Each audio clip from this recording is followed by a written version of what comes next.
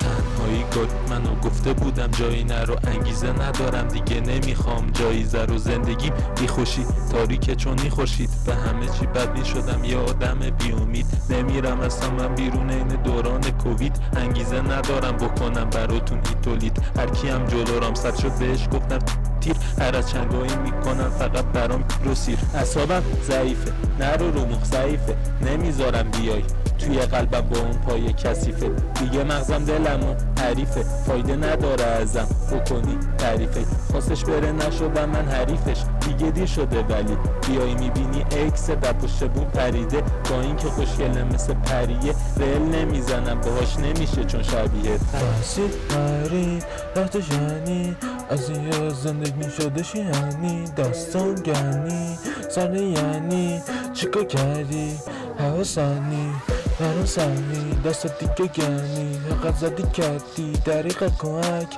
حتی حقیقت تو رو ازدن کتک هیچ دختری رو دیگه نمیخوام کلن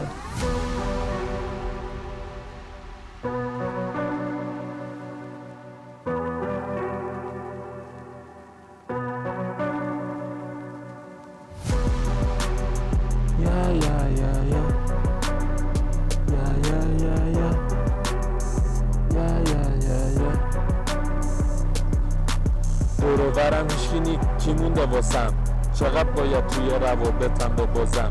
حوصله ندارم حتی موزیک بسازم، 24 فقط توی تختم درازم، مغزم دیگه نمیکشه شعر بنویسم، نبینم دیگه کسی شعر بگه بی صبر شدم، نمیتونم کسی رو ببخشم، دیگه رحم نمیکنم حتی به بچم، هر کی اون رومو دیده کرده وحشت، زجر بقیه دیگه نی به پشمم، این راهی که شروع کردی رو من تشم،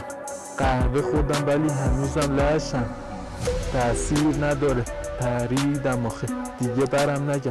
این مرد بیماره هر شب همش سبت شکست کمر عدد، حالم بد شده بس رفته راستم دست، چقدر دلم پر من از تو،